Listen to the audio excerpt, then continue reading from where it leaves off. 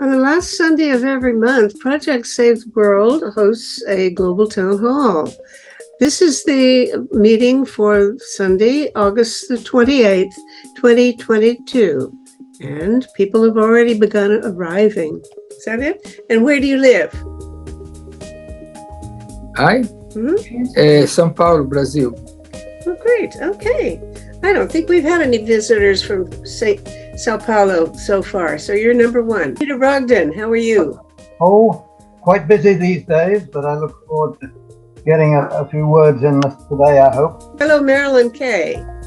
Hi, yes, I'm Marilyn Krieger. I am a certified CAP behavior consultant, and I am working with doing studies with our local bobcats and mountain lions to see how urbanization is affecting their behaviors. Here comes another Californian, actually a neighbor of yours. It's Bill Lycum. Hello, Bill. So here we are. Oh, so you know each other. Let's see. Donald Smith is here. Hello, Donald. Hi, I'm from near Seattle, Bellevue, Washington. I'm just a peace activist, sometime writer, and I talk with my member of Congress a lot. Hello, Charles Tauber. How's everything in Vukovar? Oh, it's a big story. So when we have time, I will say something. What's up, Peter? Well, I'm concerned about the reports we're getting of rockets being fired at the biggest nuclear power station in Europe, which happens to be in Ukraine, even if it is occupied by Russian troops at the moment. Mm-hmm. And one side, either side, both sides, whatever you want to call it, are blaming the other side for sending these rockets. Because one of the big problems is that ever since World War II, we had these rockets which got called variously V1s or V2s, which were being fired from Germany into southern England. I, at the time, was in Northern Ireland, so I wasn't particularly bothered by them. But these rockets have been proliferating in the world's armories ever since, and now there are just too many around, and they get into the hands of people who feel utterly irresponsible about what they can do for other people. And these, I seem to think, I may be wrong on this, would be identified with the fascist groups we have heard of in Ukraine.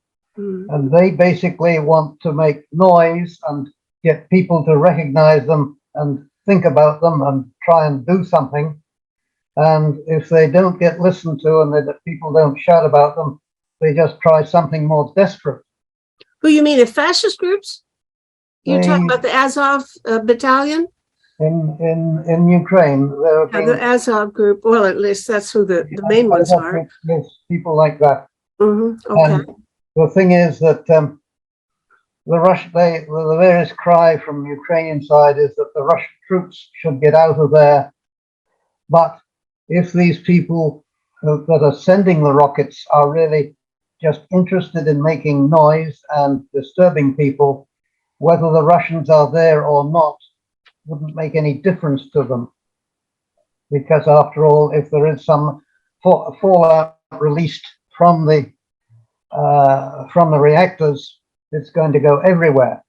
So now, okay, you're linking this the shelling of the Zaporizhia to these fascists, because I hadn't heard that connection made before. There certainly has been a lot of dispute about the so-called Nazi, neo-Nazi or Nazi-leaning people in that Azov battalion, but I didn't know that. I don't think they have anything to do with the Zaporizhia plant, do they? Are you saying they do? Well, it's a suggestion I've actually seen, and it's sort of been in my mind, because I did read an analysis of the rockets that were fired at the big railway station. This was some months ago, and the railway station was full of people wanting to get on trains to leave Ukraine. And these rockets were thought to be sent by Russians or somebody else the thing is that the actual nature of the rocket was examined by a German, I can't remember his name now, who was quite a weapons expert. And he said that because the rockets were built to injure people, they would travel in the course of direction from where they were launched. And as they approached the site of the target, the charges that would then explode in quantity, quite small sizes, so that they injured the biggest number of people in the crowd. And the carcass of the rocket, the metal left of it, would of course fall to the ground, and it would fall to the ground on the side where it had come from. So in other words, it left a trace of the path the rocket followed. And when you looked at where that path was, it didn't lead back to any sign of Russian troops. It didn't lead back to any sign of the real Ukrainian troops, but it did go to places where, it did come from places rather, I should put it that way around, where there were possibly the fascist groups from the Ukrainian military. The So Azov Battalion. you're doing this false flag thing, right? You're saying, suggesting that these right wing or neo-Nazi, if that's the right word for them, that this Azov group is trying to make it look like Russians are doing something that they are doing it to their own people. That is the most common thing that, I have used to spend a lot of time in Russia and talking to activists of various kinds. And the one thing that struck me as extraordinary was the frequency with which I was hearing the word provocation. This is a provocation. You'd hear it 4 or 5 times a day.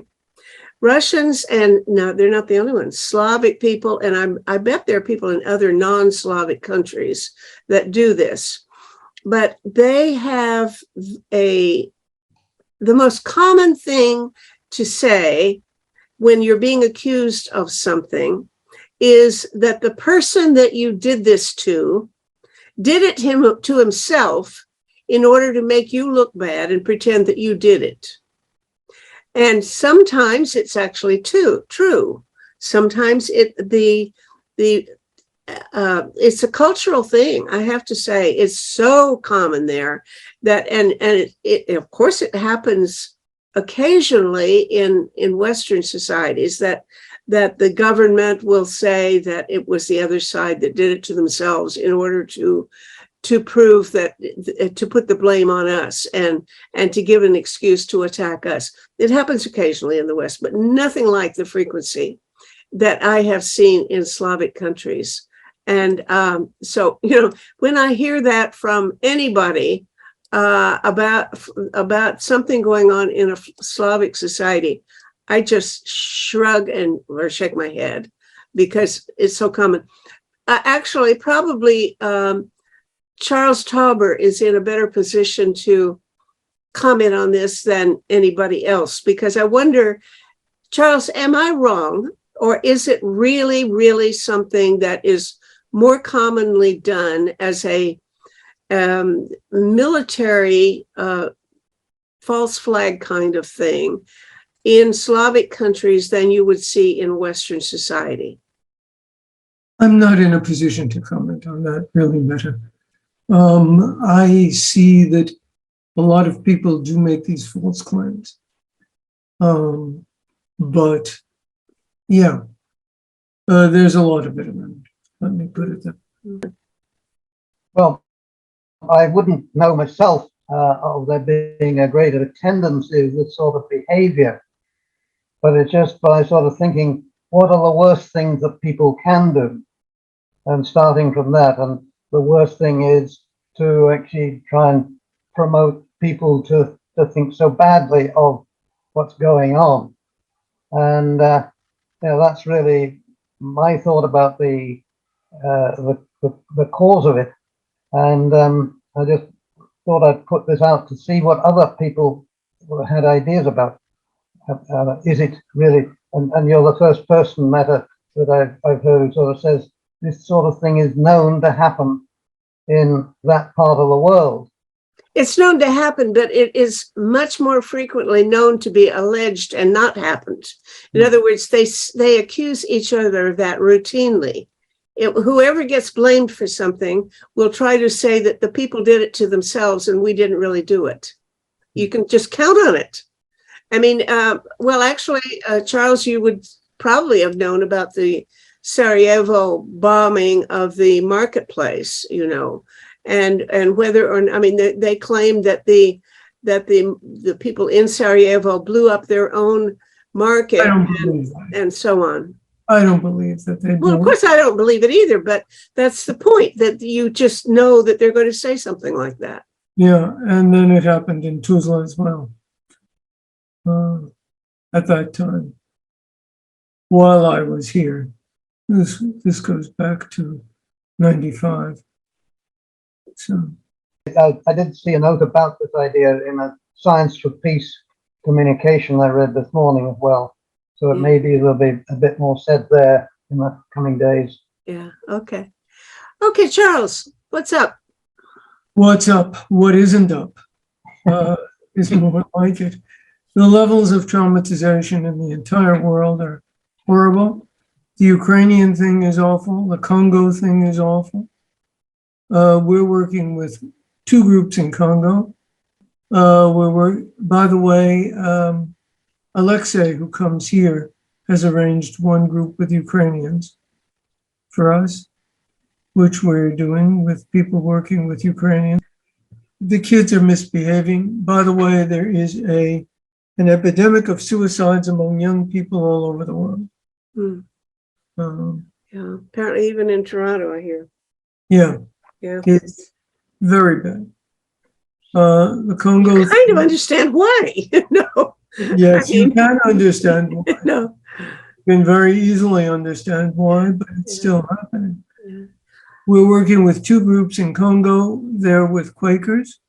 Excuse me, but I think we should tell people who you are. I didn't introduce you properly. Charles is a psychiatrist in Vukovar working with the survivors of war trauma. He does support and he teaches other lay people how to do group therapy with people who've been traumatized by war, and runs really a worldwide program teaching people by Zoom how to do therapy. So if any of you want to become a barefoot therapist, we've got an instructor right here with Charles. Continue, sir. Sure. And please do get a hold of me. And I will put our website and my email on there. So if anybody wants to contact us. You should realize that whenever something goes in the chat, I'm going to put it on the public website. So don't put anything there that you don't want the whole world to see. Chat is normally just for people who are on the show, on the same Zoom call. But this is a public meeting, and therefore the chats are going to be put in a public place. So be aware of that. Okay? It's fine. As far as I'm concerned, that's fine. Okay, good. All right. But we're also working with Uyghurs, and they're really suffering, and they're all over the world. We have one group all over the world, and we have one group in Turkey. Another thing we're seeing is that in Turkey, there is a huge amount of discrimination against all foreigners. And Turkey has probably the largest number of Syrian and Afghani refugees. And even though they have official status, there's a huge amount of discrimination against them, also against the Uyghurs. This is what we're hearing from. Why would that be? Because they're all Muslim. You'd think they would be buddies. Yeah, you would think, but it's not the case. There's a very high level of xenophobia in Turkey, apparently, right now. Interesting. I hadn't heard that. Anybody else know about this? Marilyn, You're you're muted. You're muted. Hold on. Okay, good. I do have a question for Dr. Tauber. Do you have information on the genetics of people who have been victims of Holocaust, victims of, war things, and how perhaps it goes through the genes into their progeny? Have you done any studies on that? Because I've read a lot about it, and I'm just curious on what you have found. First of all, we don't do genetic studies, but there is a huge amount of transmission of trauma psychologically, and there is some new evidence that there is indeed epigenetic transmission of the trauma and of psychological issues to future generations. That there is psychological transmission, there is no question. And it goes over quite a number of generations. We're seeing that all over the place.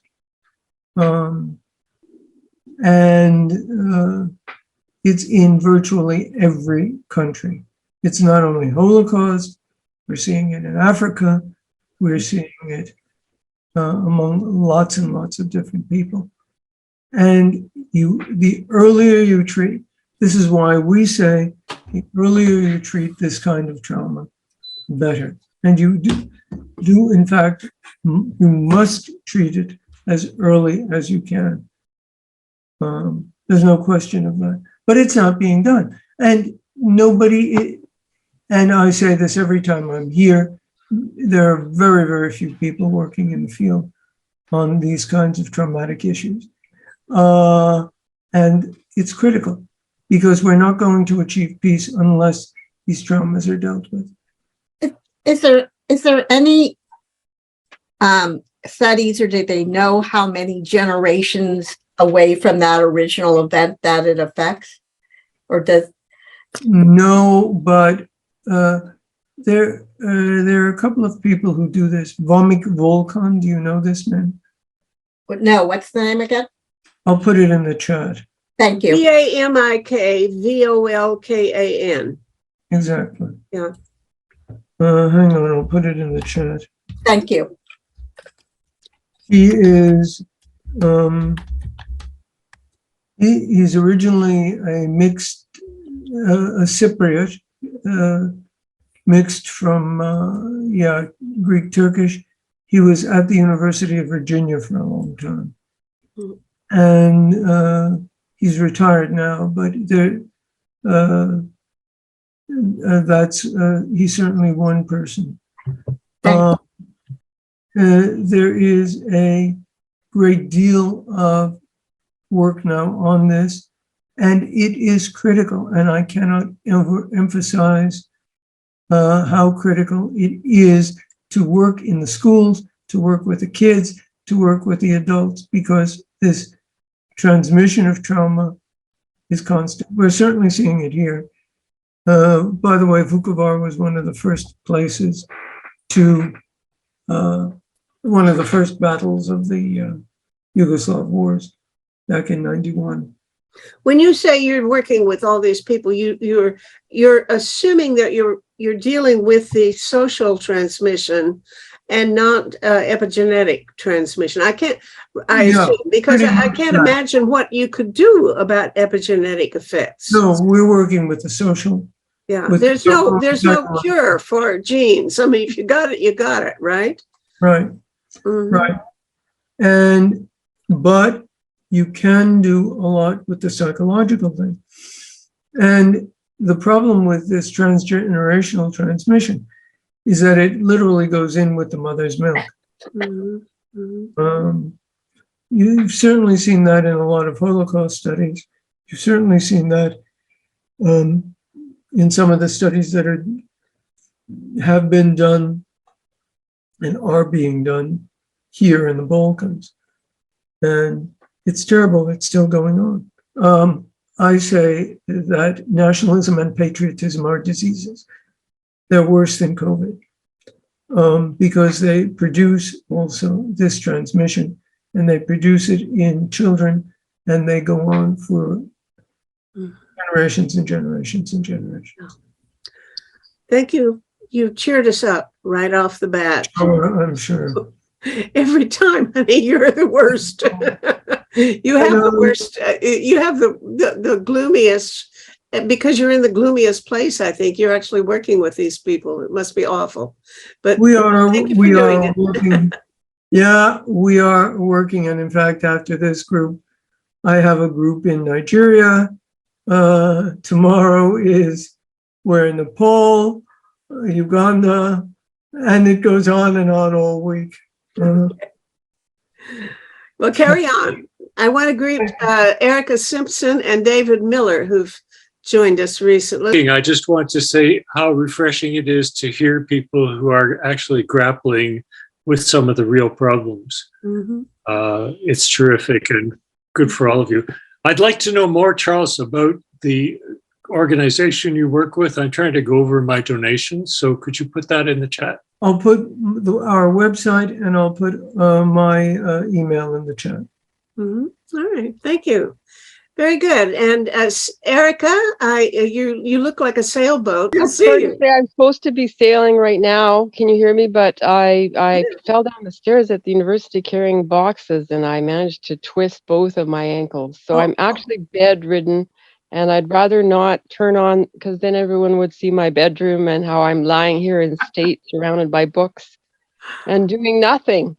But anyway, that's our sailboat, which is out in Vancouver going up toward Desolation Sound, and you can see me steering it. But I thought I'd come on just to hear if anyone was concerned like me about the NPT review, the Nuclear Non-Proliferation Treaty Review Conference, and the fact that they were not able to reach a consensus on the draft document, which was widely circulated amongst nuclear abolitionists and so on. So I'm just wondering if there was any similar concerns. Well, I bet you everybody's concerned, but we haven't got around to talking about it yet. So why don't you bring us up to date? I did hear that it was that it failed, that the consensus document didn't get adopted. Yes, and you can put a positive spin on it, which is what Alan Ware is doing by arguing that it's good they didn't reach an agreement because Russia did need to be chastised and admonished, and that this in a sense strengthens the NPT. But the other argument that's being made by Daryl Kimball at the Arms Control Association is that this is yet another failure of the NPT Review Conference. So since 2010, it's just been failure after failure. And thus we are, as Doug Roche puts it, entering a nuclear jungle with no with no legal precedents or arms control treaties. One thing that's being hailed is that this new START, there was agreement that the US and Russia do need to return to the bargaining table because START will be threatened, and by 2026 they need to come to some agreement. But on a Middle East nuclear weapon-free zone and on no first use and on the other planks that were put forward in the consensus document, they were simply not able to reach agreement. And the TPNW, the Treaty on the Prohibition of Nuclear Weapons, was also heavily criticized by the nuclear armed states throughout the 4 weeks. And so that actually made the signatories more upset and more angry with the NATO allies and the nuclear armed states, nuclear weapon states.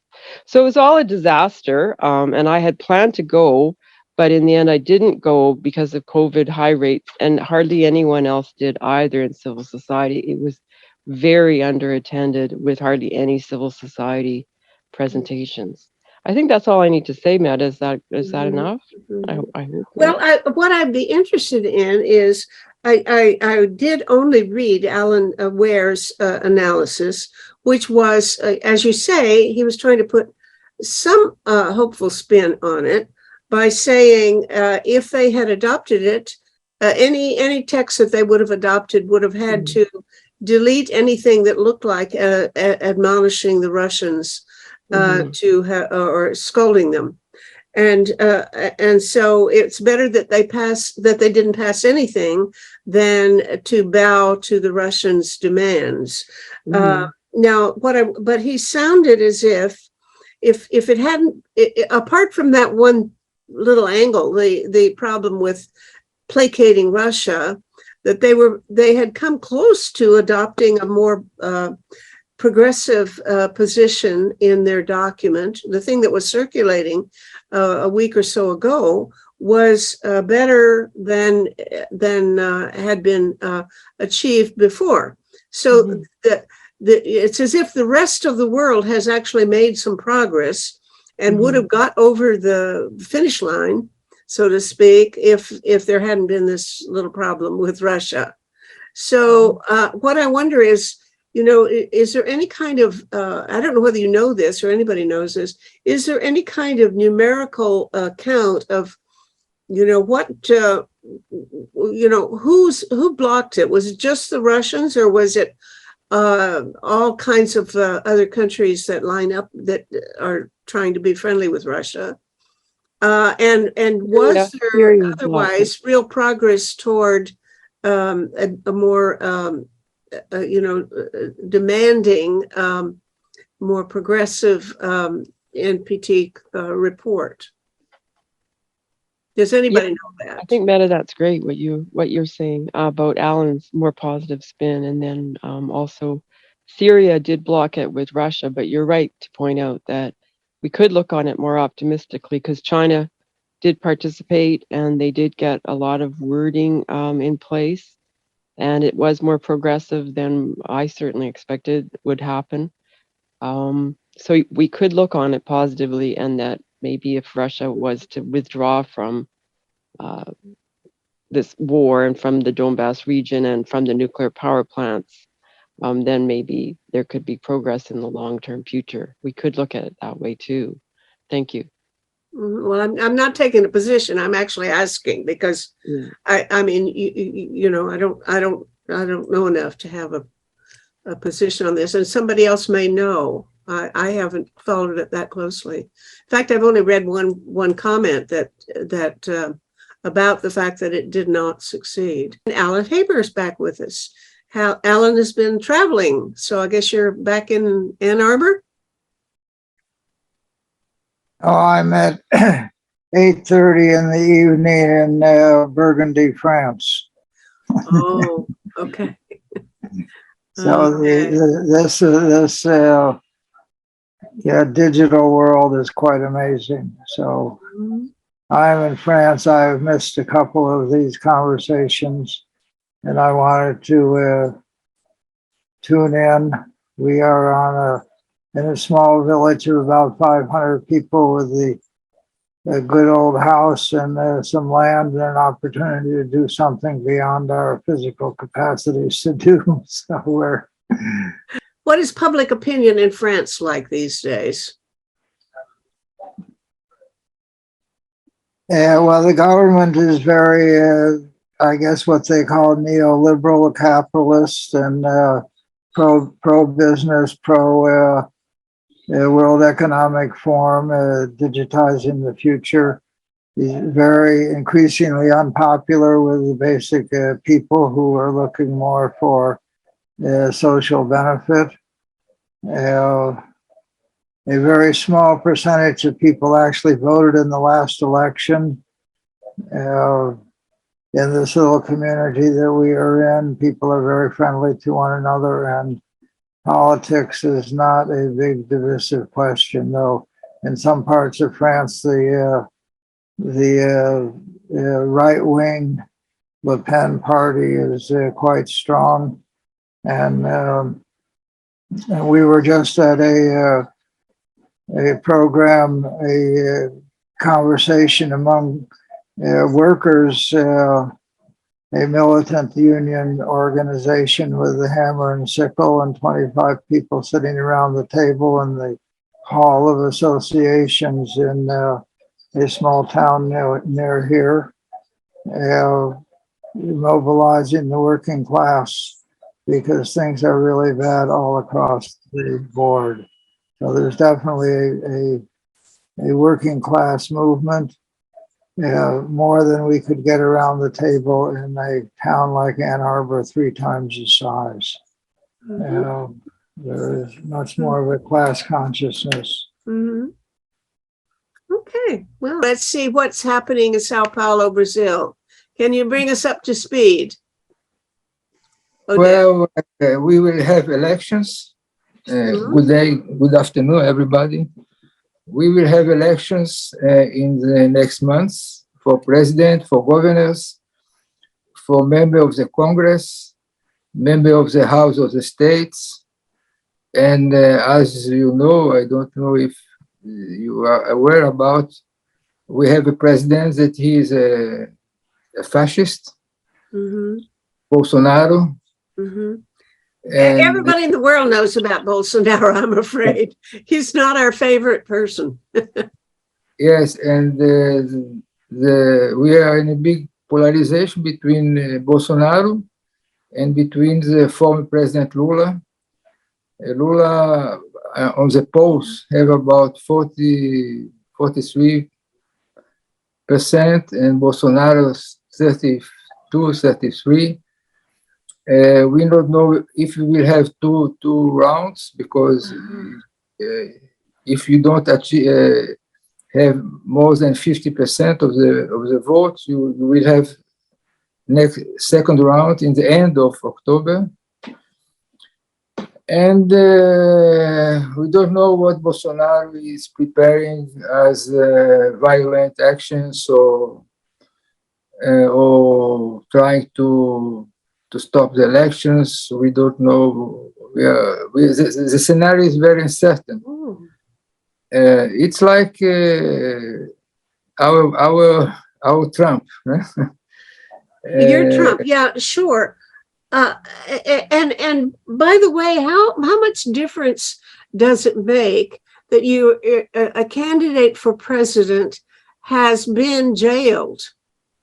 You know, I mean, it looks like Lula is way ahead now, despite the fact that his political enemies put him in jail.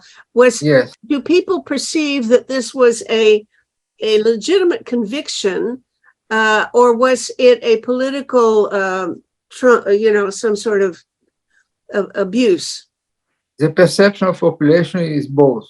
It's half the people don't believe that he is really guilty. Half the other people believe that he is guilty, that he is involved in corruption. But even the people that believe that he was involved in corruption will vote for him, because they don't want Bolsonaro no more, because the election is about democracy or no democracy, and democratic candidate or people that don't believe in democracy. Then we don't know what will happen, but we're in the middle of big fight between Bolsonaro and Lula, and we can expect anything from Bolsonaro. We don't know. He is as you know, he comes from the military. He has the military with him. He says that if the election will not be fair, if he lose, he say there's only one possibility: or I win, or we not have elections. Yeah, that's like Trump, you know.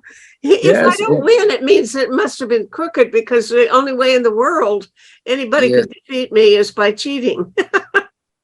Anytime people knew that, a year before the election, that he was going to, contest the election. So I guess you're saying that Bolsonaro is making the same kind of proclamation about not trusting the outcome. Yes, and he also used the churches, evangelic. He always talk in the name of God, that God sent him to save Brazil. And this is also something very new in Brazil, the involvement of the churches and involvement of God in the elections. Then we are in a very, very crucial moment in the life of Brazil.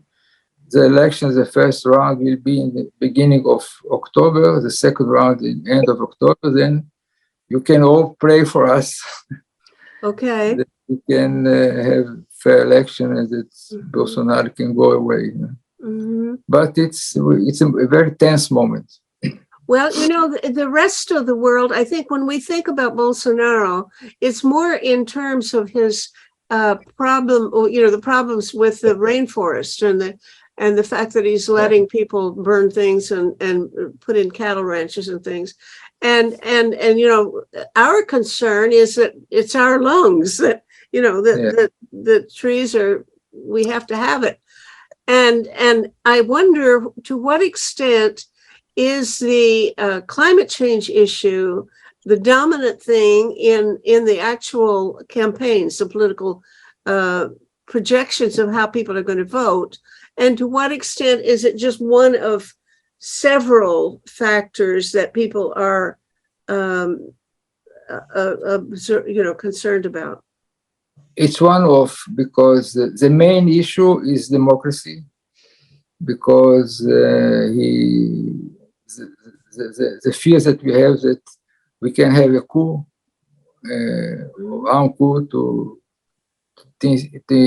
put in place a dictatorship in Brazil. Then the main issue is the political, the democracy. The second one is the inequalities and the social issues, because, as you know, Brazil is a very unequal country, and we have a lot of poor people. And the first priority for these people is to have something to eat and to some house to live in.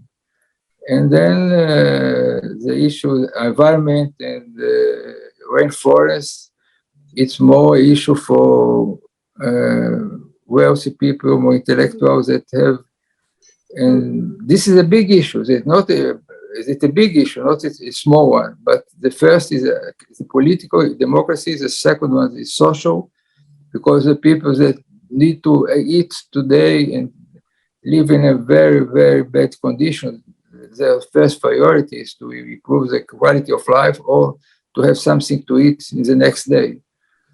Then, and the environment certainly is a very big issue in the universities, in the social movement for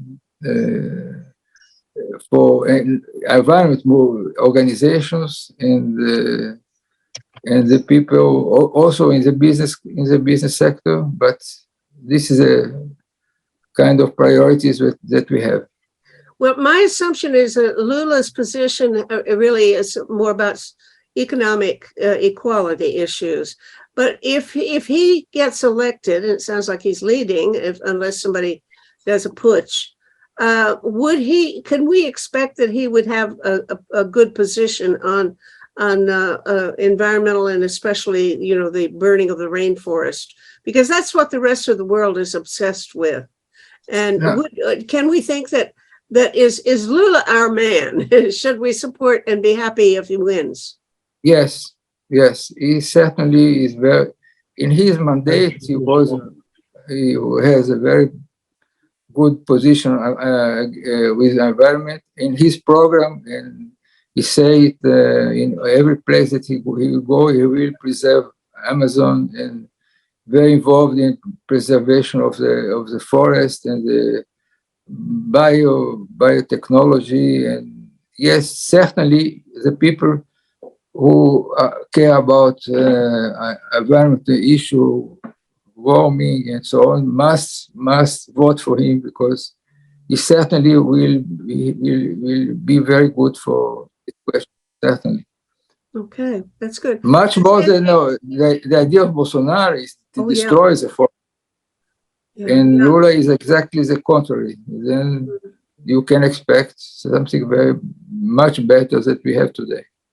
Yeah, I do think of Bolsonaro as just another Trump. Maybe that's not fair, but the difference of Trump is that he have a big support in the army, and this is a very big difference, a crucial difference, because he comes for the armies, and he's vice president for army, he's minister for army, And this is a big difference.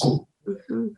Bad difference. Bad difference. Does anybody else have questions for our friend here in Brazil? Yes, I heard you say early on, in terms of the percentage that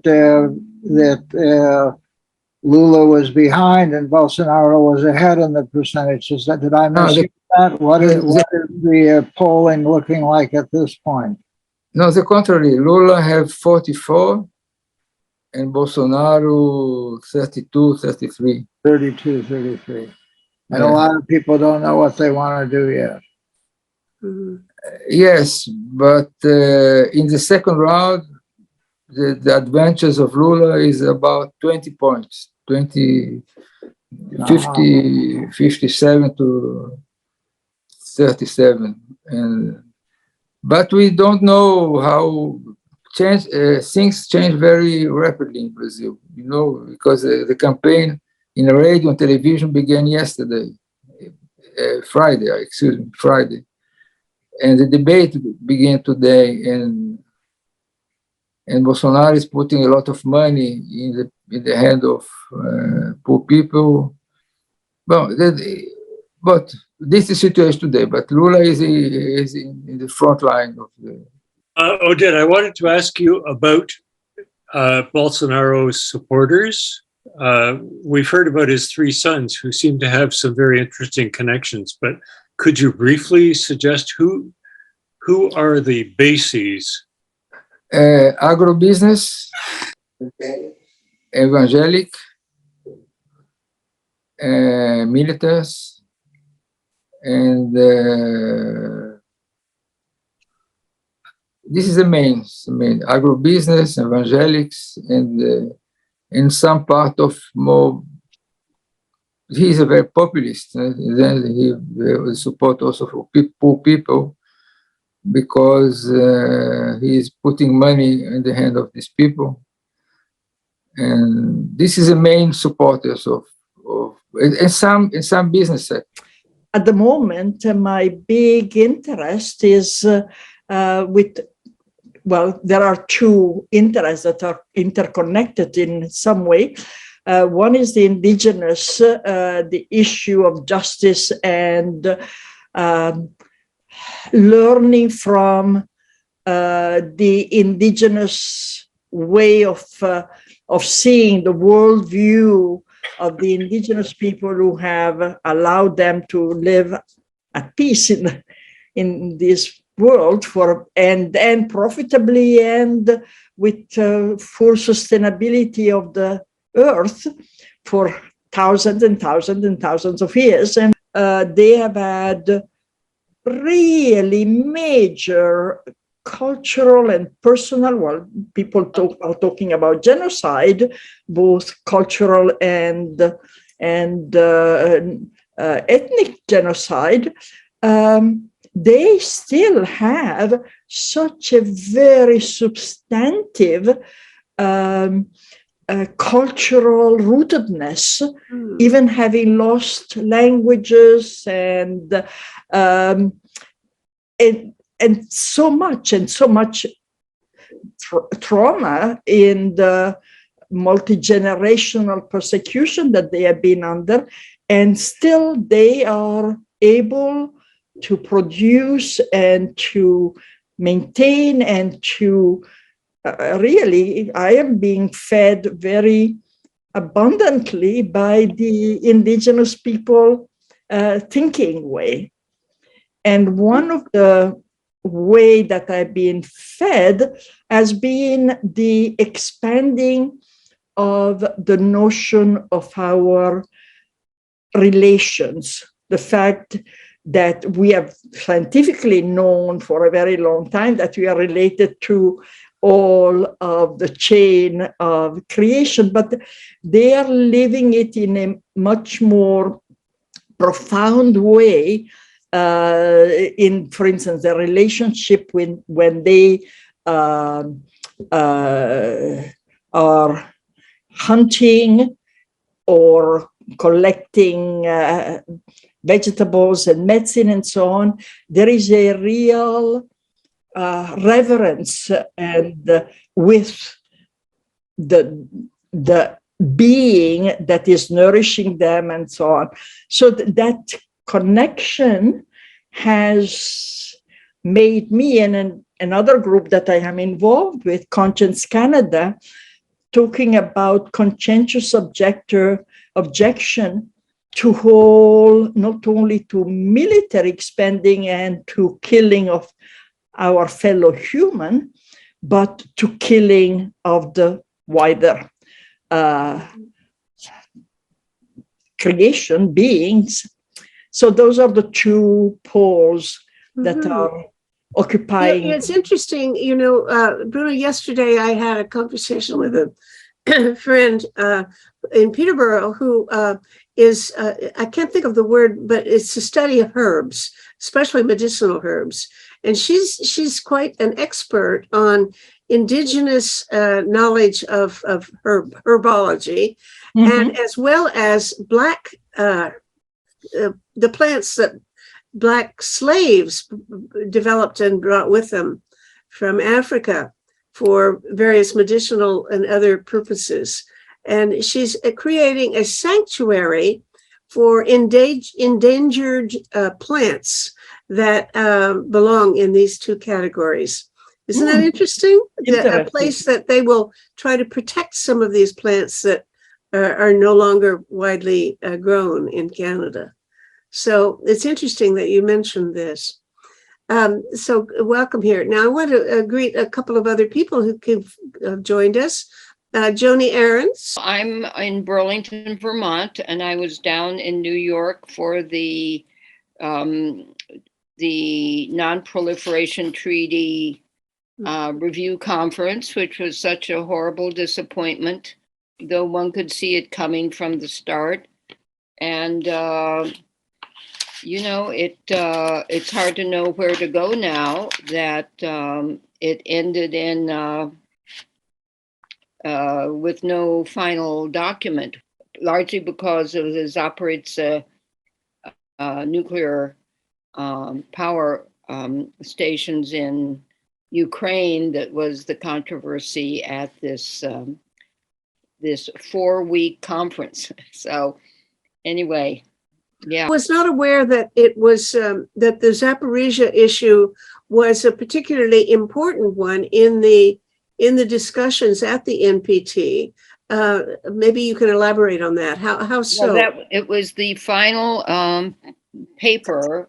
That was the nugget, the point that the Russians would not agree to what was written in the final statement. Mm-hmm. So they negated it, and so no statement was published. What I would like to know is, because apparently there was 4 hours where they struggled with the Russians to try to get something that they both could agree on. And I can't believe that there wasn't something that would mention Zaporizhzhia that would say both sides need to work towards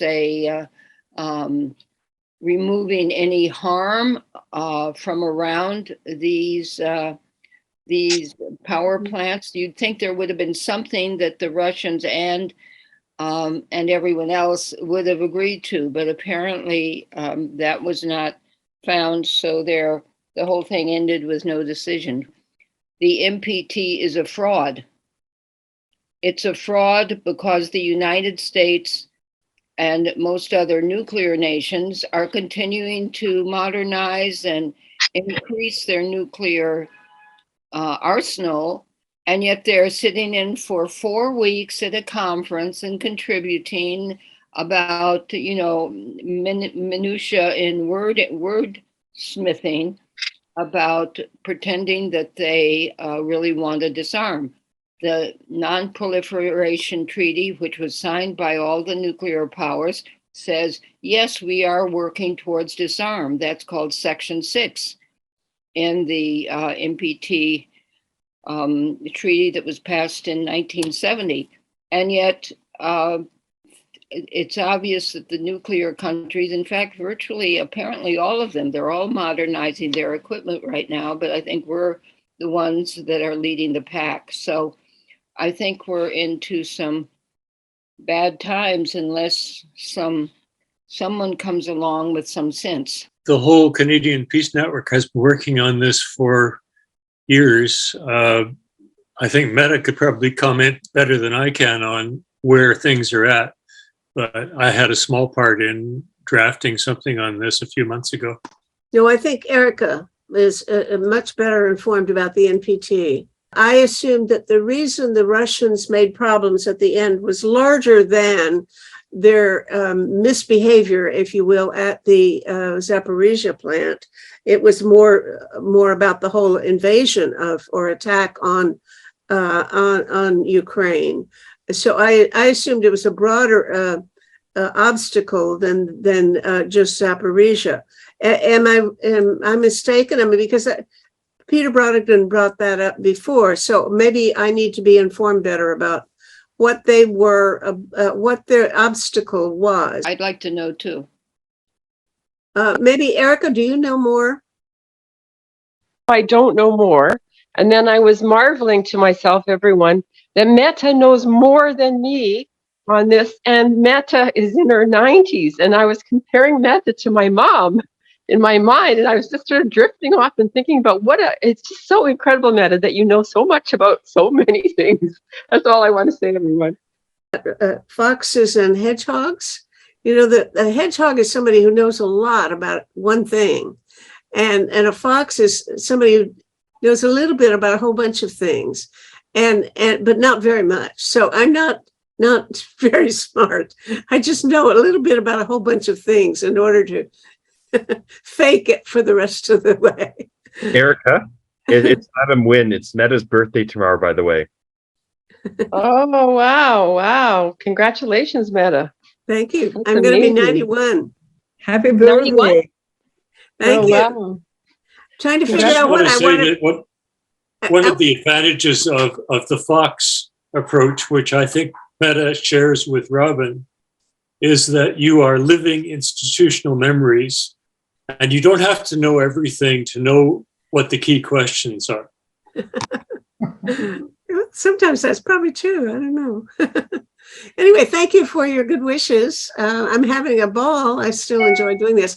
Although I think I'm going to cut back from 3 shows a week to 2 because I have other organizational things that are not getting handled. And so I need to spend a little more time on trying to set up my project in such a way that it can survive. And I think I've got a stellar lineup of people who are willing to be on the board of directors of Project Save the World. And now we have to hold a meeting, and we're getting advice from free advice actually, from 2 professors in, I think it's the University of Ottawa, who teach courses on law of nonprofit organizations and charitable status. And they're giving us advice on how we can have a good chance of getting charitable status in Canada.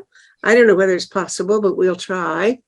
And then so we will have a board meeting, our first board meeting, and then we'll start getting incorporated and we'll have a real organization that has some prospect of surviving, you know, because 91 does not have a long life expectancy future. But anyway, at the moment, it's a lot of fun. So thank you all. And let's see, we dropped the subject that Robin brought up, which was, and I don't know, maybe some of you know more about this, about what really was the dynamic toward the end of the NPT review. Just caught the tail end of your discussion there about what's happening with presumably the magazine and also the Save the World series. As far as what I might have to report that you may not already know about, a play that's taking place at the Arts and Letters entitled Does the Truth Matter? It speaks to the distortion of information and historical record in the case of Egerton Ryerson and how this tends to mushroom and other university settings as well. Friday afternoon, September 23rd, and it's a play actually that's been written by Elizabeth Trott, who taught philosophy. She's a professor emeritus from Ryerson, so she has a lot of inside information on what went on in the course of the decision to change the name. And she's quite a gifted playwright as well. So I think it's enjoyable. I've been involved in a reading of the play that's already taken place. So I recommend it, and I'm looking forward to it being staged by live actors. Sounds fascinating. I think it would be wise for you to explain to the rest of the world what this controversy is about Ryerson. I know it, but we've got a big audience, so. Well, you know that a task force was struck up to examine the life and legacy of Egerton Ryerson, after whom the university was named originally. And although the task force did not in any way conclude that he had anything to do with setting up the abhorrent mandatory residential schools for Indigenous children, the popular perception was that he did indeed do this. And as the task force itself concluded, although they were not saying that Ryerson was implicit or the architect of these schools, they felt that for the sake of healing and a more humane atmosphere around the university campus, that they should change the name. Prior to that, they stood by, the administration, the president, the administration stood by while the statue of him on the university campus was dismantled, and his head, I think, taken off. According to an article that appeared in the Globe and Mail last weekend, it was tossed into Toronto Harbor, something where we haven't confirmed, but that's what happened. And so Professor Lashmi allowed a plaque to be put up in place of where the statue was, indicating that Ryerson was indeed the architect of these residential schools. Anyway, that's the kind of truth distortion that is being explored in this particular play. And you should say that Ryerson was the name of a Toronto university, and that the name has been changed now to Toronto Metropolitan University. Is that right? That's right. And Yes. Egerton Ryerson, for those of you who are not Canadian or indeed even beyond Ontario, he was really the founder of the public school system as we know it today. That's one of his remarkable achievements. And he died long before the Indigenous mandatory residential schools were set up. He worked closely with the Ojibwe in particular, who wanted schools for their children as well. In other words, there were the idea of making public education available to the Indigenous youth, along with others, young people, apart from those that came from privileged families, was something that the Indigenous Methodist ministers wanted. Peter Jones was the one that name may mean something to you. He worked very closely with Ryerson at this time.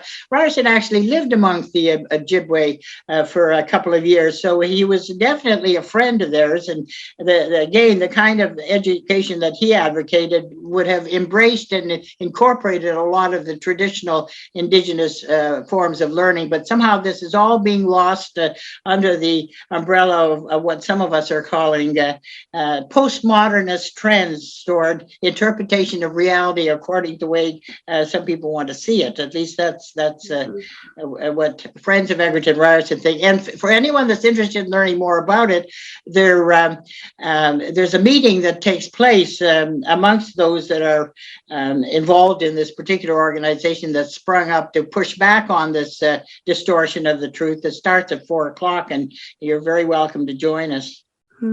Thank you for that.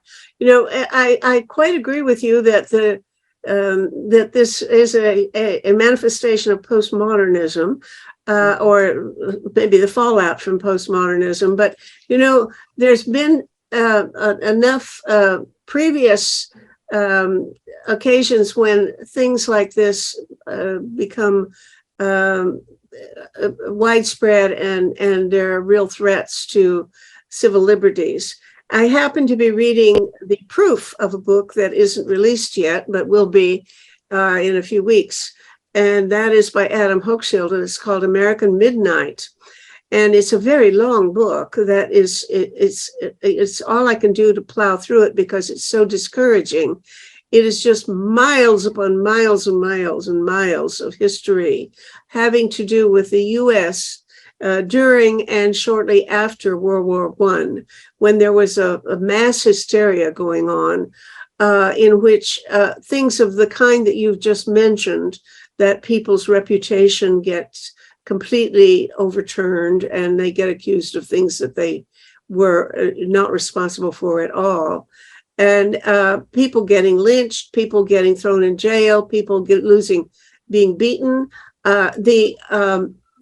You know, the amount of abuse going on in the U.S. today with things like the January 6th attack on Congress, you know, I thought that was absolutely unique, that there'd never been any history in the U.S.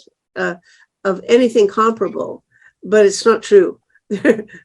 During and just shortly after World War I, it was really rife. You just could count. Well, the McCarthy era abused. Sorry. The McCarthy era was after. True. Yeah, World War II, I believe. Yeah, but I think it's worse than McCarthy period, honestly. Because I mean, McCarthy people, some of them lost their jobs, but it wasn't as bad as people being, you know, tarred and feathered and things like that. It's just awful. Yeah. Well, we know that the court of public opinion is very much alive and well in our era as well. Mm-hmm. Yeah. Okay. Well, thank you. My name is Joni Ahrens. I'm a co-founder of Concerned Citizens for Nuclear Safety based in Santa Fe, New Mexico. We started in 1988. We're downwind and downstream of Los Alamos National Laboratory, the only location in the U.S. with the capabilities to produce the cores of the nuclear weapons, or the triggers, the plutonium pits for nuclear weapons. And I joined this call today. I've been receiving Meta's emails for a long time, but have never participated before. So the Department of Energy that runs Los Alamos National Laboratory released a notice that they're going to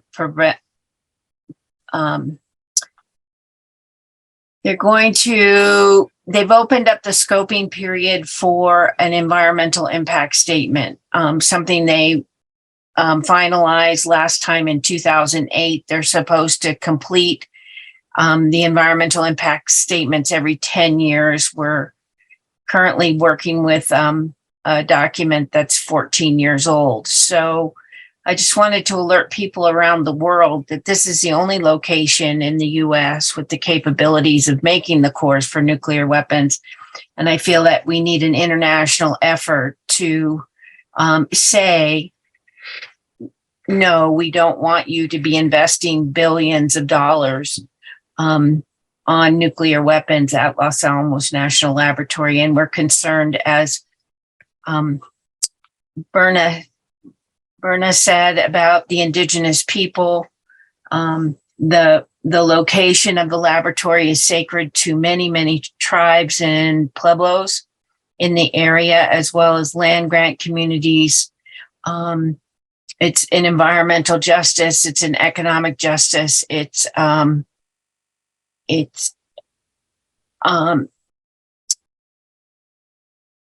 it's a travesty. I'll just give you one statistic. 2017, the budget was $2.2 billion. And New Mexico I'm is sorry, that's the budget for what? The manufacture of plutonium pits? for Los Alamos in general, and over 70% of the budget is for nuclear weapons.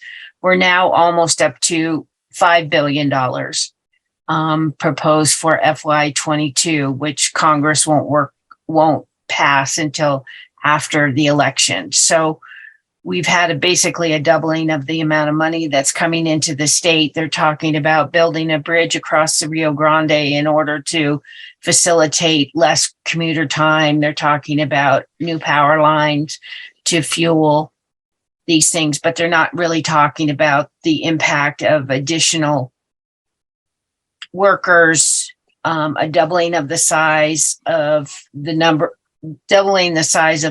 of workers. They're hiring 2,000 people for a facility that doesn't have the capacity for that. They're running the plutonium facility 24/7 with 3 shifts. So I just wanted to alert people that are concerned about peace that this is what's happening in New Mexico. We have a letter requesting an extension of time. DOE released a 45-day comment period, which would end on October 3rd, 2022. We're asking for a 2-month extension right now. But Joni, could I ask a question? And Yes. that is, don't. Hi, Robin. Yeah, hi. These pits, they're claiming that the existing pits get old and get worn out and might not be usable. Whereas that is an erroneous thought. In other words, why do they need more pits? Since to pretend to abide by the NPT, they're saying they're not making more weapons, they're just modernizing the former weapons. So, but they don't really need to, because pits, there's no indication the pits really wear out. Am I not right in that thought? You are correct. You are correct. Someone mentioned Orwellian. It's an Orwellian argument.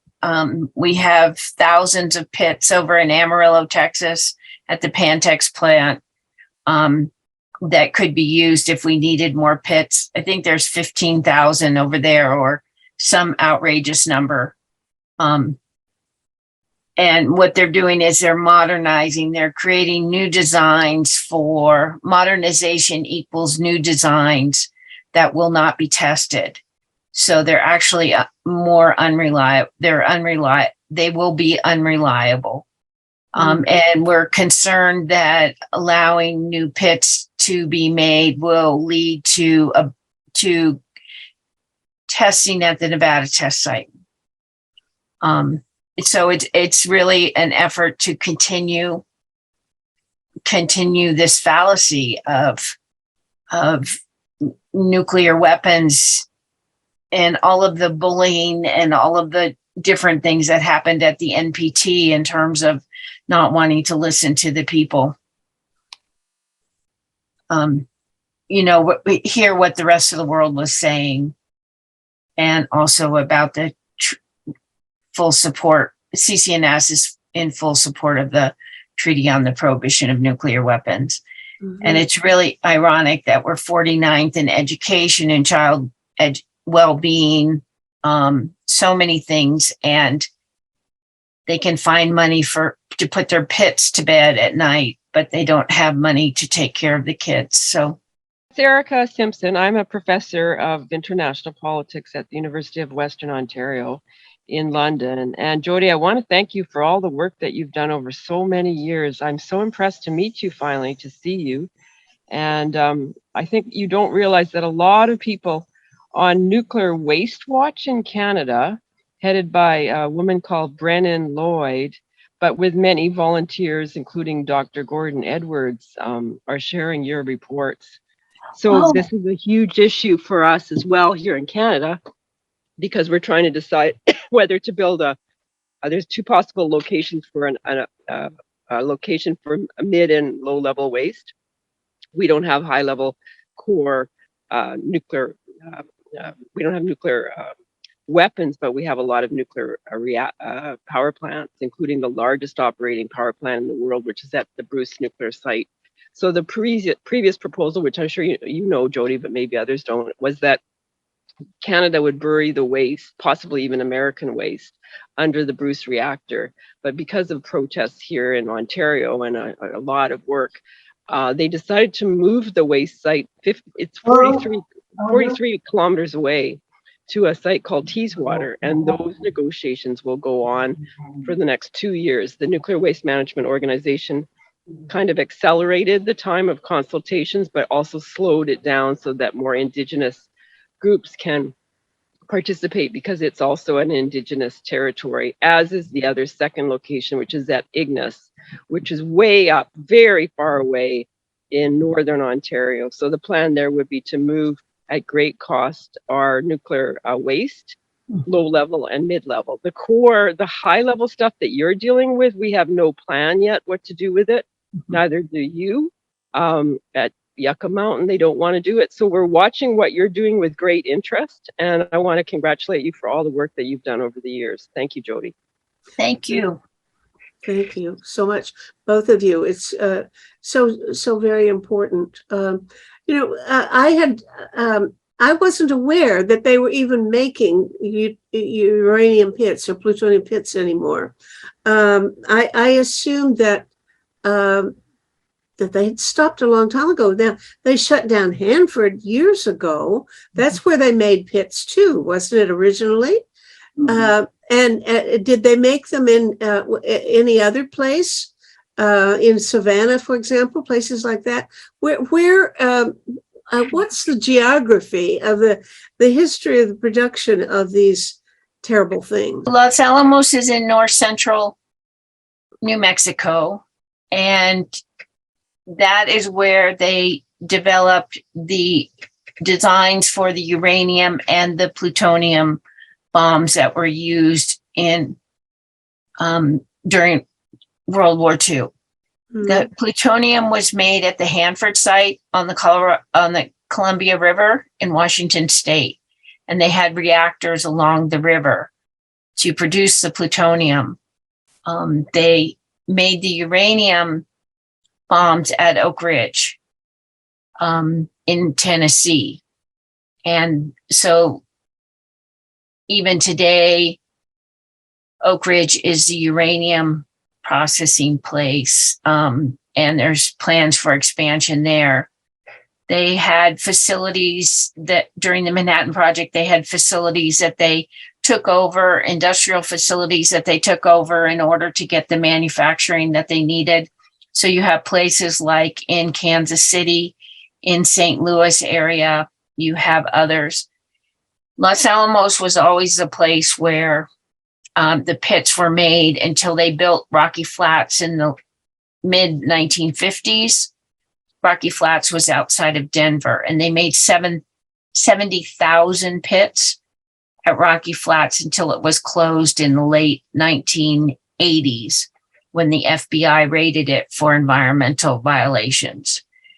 And they moved all of that equipment back to Los Alamos, and that is in the plutonium facility at this point, or it's been modernized, but basically Los Alamos is the only place with the capabilities to produce the pits. And it's important to know that since the late 1990s, they've only 1 year they made 11 pits. They really have a lot of trouble with the manufacturing process or the fabrication process. I'm sorry, did you really say only 11 pits? Mhm. Well, good. I mean, Right. that just doesn't sound like anything like their an assembly line. What's the problem there? And thank heavens they're having problems. Exactly. But DOE is pressuring them to make 30 pits per year. And there's also a proposal to open to revamp the MOX facility, the mixed oxide plutonium or fabrications facility at the Savannah River site in South Carolina to produce 50 pits per year. And that's all because of Lindsey Graham and other Congress people wanting to keep the money flowing into South Carolina. They're having problems with that as well. Oh, now listen, I'm really lost because I thought MOX was what you do with the pits if you want to get rid of them.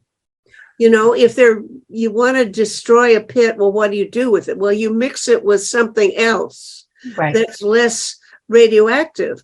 So how could MOX be being used for the construction of new pits?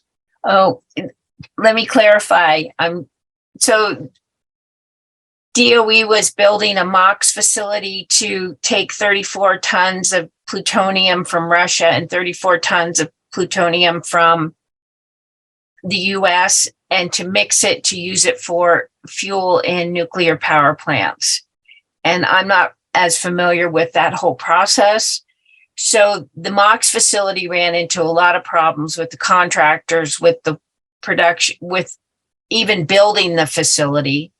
So it's like half done.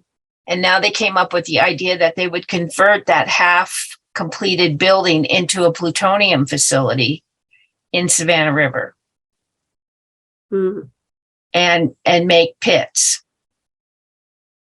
So there's a big in Savannah River as well as where you were located. Yeah. Yes. Yes.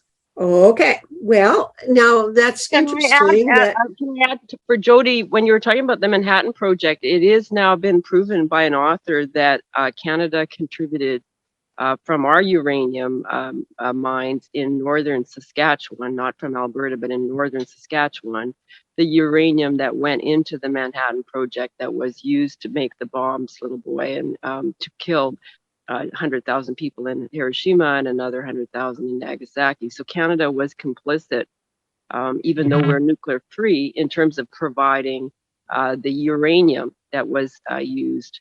And now we are therefore partly responsible for trying to figure out what to do with the waste, which you're having to deal with, and what we have to deal here from the nuclear power plants as well. So we have a huge problem for the next 7 generations, and it's going to last for 100,000 years. And you are a terrorist site as well. You're a soft target because of those pits. So you're not safe in any way or form.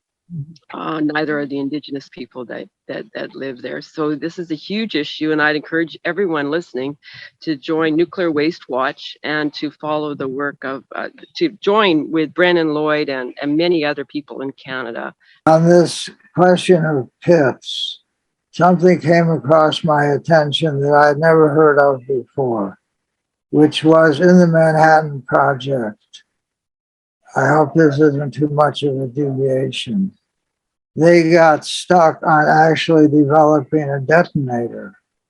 And the Germans, in fact, had developed a detonator, had tested it in the Baltic Sea and in the Bavarian Mountains. And when they closed down their operation, they were sending their information to Japan, which was also working on nuclear weapons. And that submarine had gotten captured by the Americans in the Indian Ocean, which got the information from the German technology on how to make a detonator to the Manhattan Project that then solved the problem about which they were stuck and led to the Trinity successful explosion and what followed. And that similarly, the Japanese had also developed a nuclear weapons program that was successfully detonated in Korea on the 12th of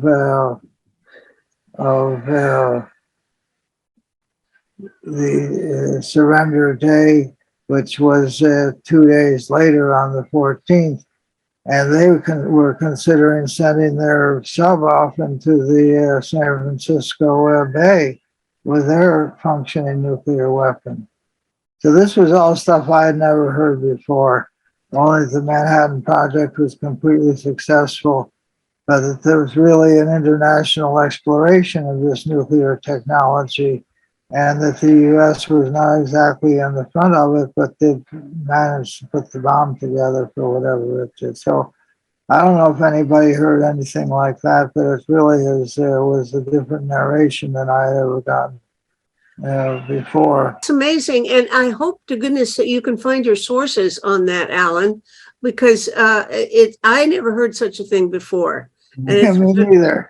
well, when you can find wherever you found that out, put it in the chat and we will put it on or add it later, because you have to remember all of these shows go onto our website to Yeah. savetheworld.ca, and you can as soon as I edit them, sometimes it's it might even be a week or later before I put them up, but they will be there forever. And there's a place there, a comments column.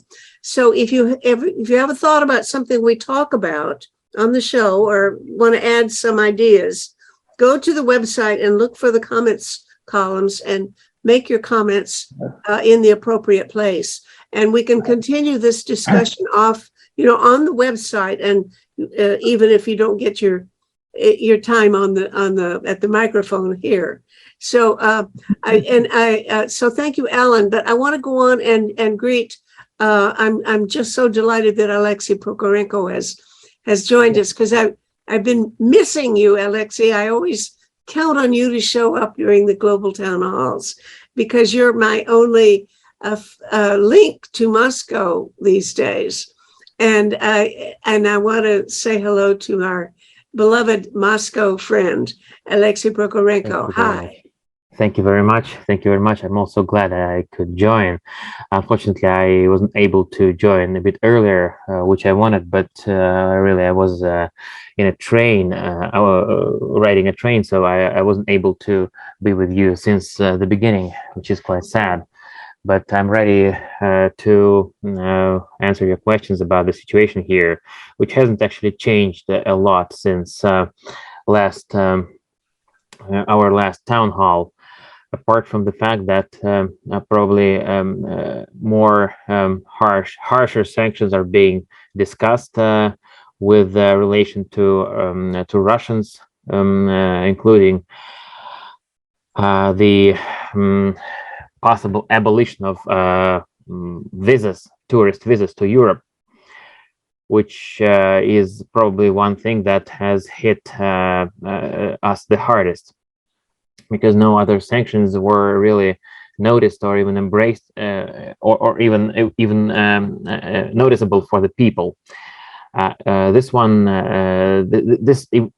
it hasn't even been enacted, but the discussion is underway to ban Russians from entering Europe as tourists.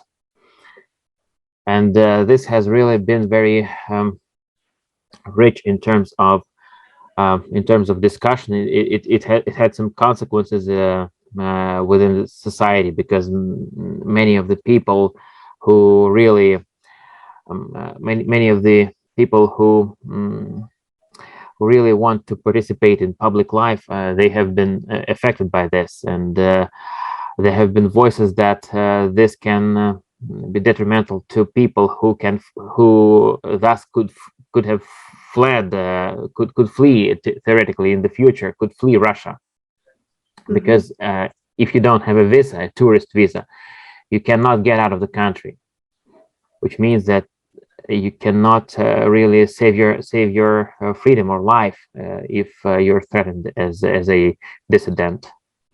Other than that, there's a stalemate on the front, and I would say stalemate in society, which is quite sad.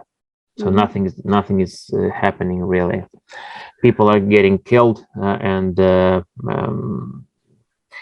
is nothing. I hoped for August to bring some change, but so far nothing has happened. I've heard you gave the only positive side of this move to not let Russians into the EU. I'd only heard people on the Westerners say that it was a bad thing, and you can certainly see a little bit of the argument that it might make them wake up to the fact that there is something really going on that, Sure. that they should pay attention to. So it does probably have some good effects. But what would you say if you compare the pros and the cons? What do you think about the policy? Is it more harmful or more beneficial for our position, to try to get public opinion in Russia changed? Well, I think that what you've mentioned, there will be fewer people who could theoretically say in Moscow, fewer people who could say, what's happening? Is there something going on? I don't know. I'm living as I used to live. There are many people who just don't feel the war. If you don't watch the news, if you don't pay attention to what's being discussed online, you can pretty much live in Moscow and know nothing about the war, nothing. And in this case, it is a useful measure. As a holder of the Russian passport so far, I must say it might bring some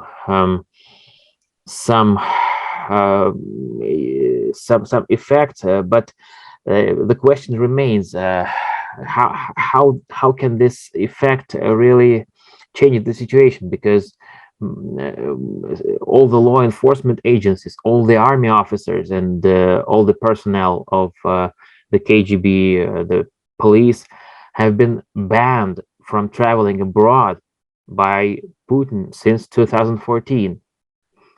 The people who could theoretically have some effect on the policies, whereas the 10% of the Russians have foreign passports, and they cannot change the situation on their own. I don't think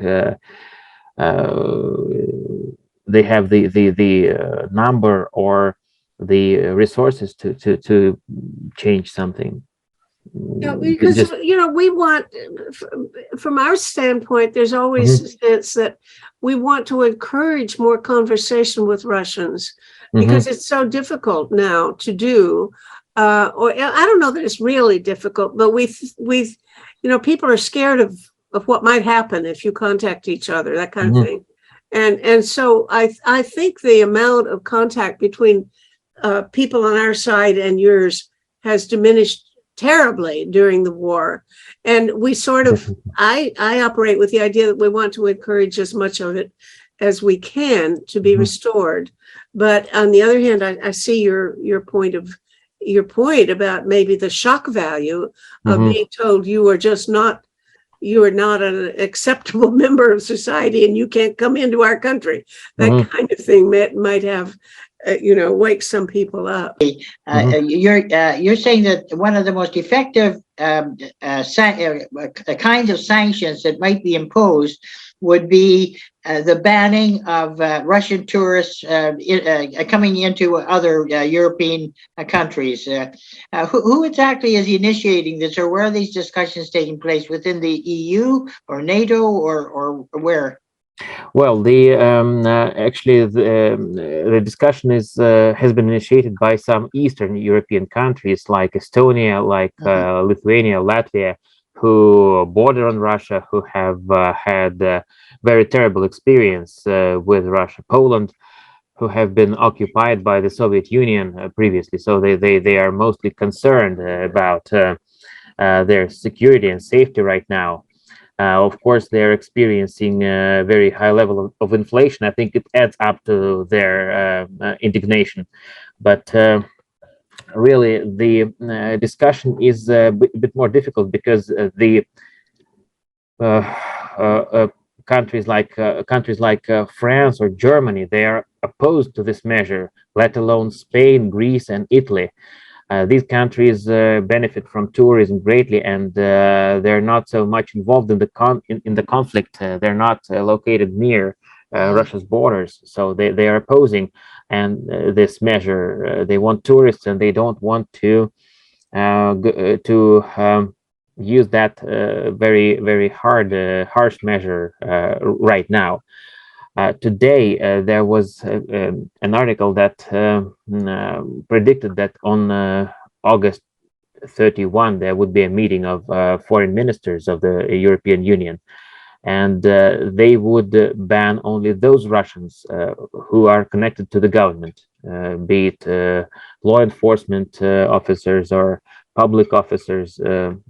So not everyone just holding the Russian passport, because Okay, and so you say this is one of the most effective potential sanction strategies that's been considered yet. And correct me if I'm wrong, but I get the impression from what you've been saying that it would have the positive effect, if it applied across the board, of waking up a lot of people like those in Moscow, whom you say are conducting their daily lives and not even aware that there's a war going on. Is that what you see as its potential?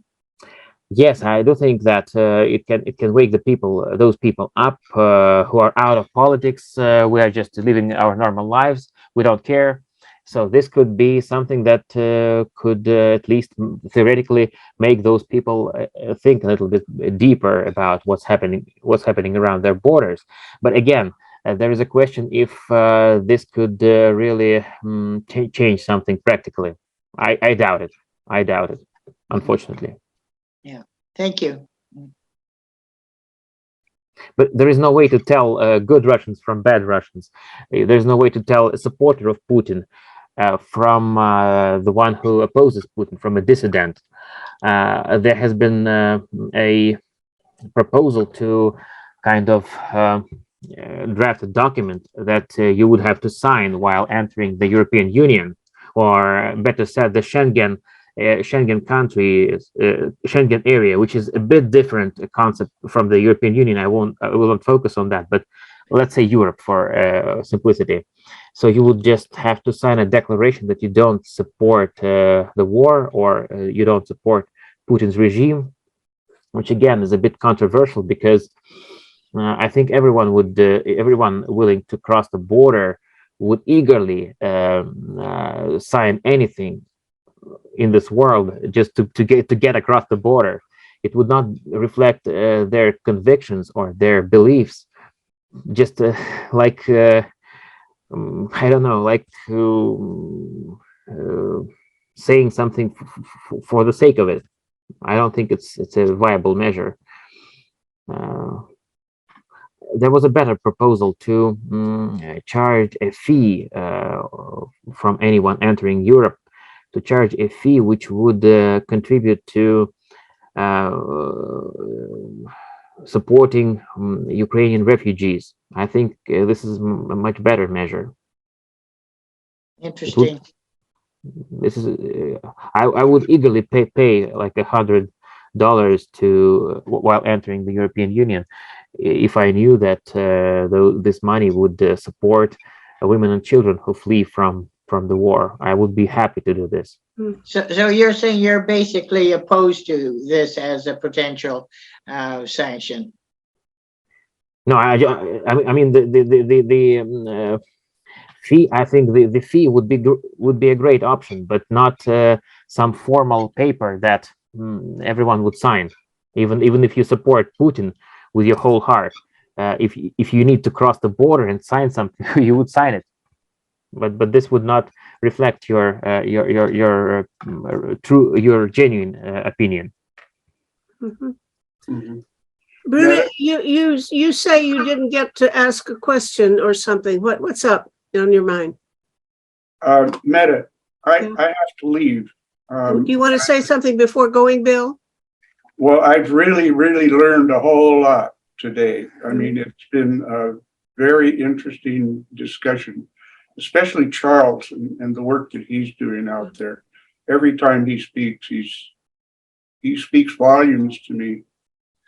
And sometime down the line, I'd like to address the question of how global warming is causing disruption on the planet. Well, you certainly join the crowd. We all need to talk about it more. You're right. Yeah. Thank you. So okay.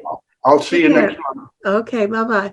Bruna, you said you wanted to ask a question or something. Well, that was long ago, and the topic has gone in different direction. And I second what Bill just said. I have learned a lot, and it has been most stimulating. My question really is what is the intersection? And I think it is probably Erica, Robin, I don't know who else, Joni, who can say the intersection between the NPT and the latest treaty to prohibit nuclear weapons. Nobody's talking about the fact that other than the nuclear states and their vassals have signed that treaty, which is really, for the first time, putting nuclear weapons as weapons of mass destruction, which has been kind of denied or swept under the carpet forever. Anyway, that was my question, which has been way over. Well, let's go back to Joni, and then I have another question for Alexei before we end up. Yeah, Joni, maybe you have an answer. You know, I think Robin knows more than I do about what happened. I think she was there. I've been focused on more things here in New Mexico than on what's happening with the NPT. I think the international campaign for the abolition of nuclear weapons would have analysis as well as reaching critical will, which is a project of the Women's League for Peace, International League for Peace and Freedom. Robin, do you want to add? Yeah, well, apparently during all of the discussions for these 4 weeks, the nuclear nations have not wanted to accept any accolades or any appreciation for the treaty prohibiting nuclear weapons. They have adamantly refrained from taking part in it, though I think one country, maybe Germany, went to the conference in Vienna when it happened in June. But you could say, and if you go to the reaching critical will component that I put into the chat, there isn't much positive to take from this whole thing, except that maybe this in some way strengthens the treaty prohibiting nuclear weapons, which of course is not signed by any nuclear weapons countries, but it may make those countries, and there are significant countries, Austria, Mexico, I don't know, a lot of other countries, the 89 countries that have ratified the treaty prohibiting nuclear weapons, given them more whatever guts and anger and determination to move forward with their policies. So that could just be the very small positive thing coming out of this terrible conference. Thank you. Anybody else on this point? Then I'd like to go back to Alexei for a question that arose. Adam, if you're here, you may be able to formulate the question or reformulate my question for me, because we were having a conversation the other day in which you said something that shocked the hell out of me. You said, Putin has declared war on NATO. And I thought, wow, well, it turns out when I got around to watching the news, they didn't even mention it. So I don't know what your reference was, but apparently, if you can explain it, I think that the point was that the official mass media, the official television station or stations in Russia declared that Russia is at war with NATO. And of course, that would be if it's not a declaration of war by the government, but it was a statement to the effect that this was the actual condition of warfare going on. Now, I don't know, Adam, if you're here and want to correct my version of what you told me, then feel free. But otherwise, I'd like Alexei to comment on whether you heard any such thing. Was there any sense of shock in Moscow about that? Well, it's not really a new thing because since at least 2014, if not earlier, the propaganda has been convincing us that we're really waging a war not against Ukraine but against the whole of the West. So it's difficult to really tell when it started because it's a hybrid war. You never know. It never starts and never ends. It's not like the attack on Kyiv, which was launched on February 24.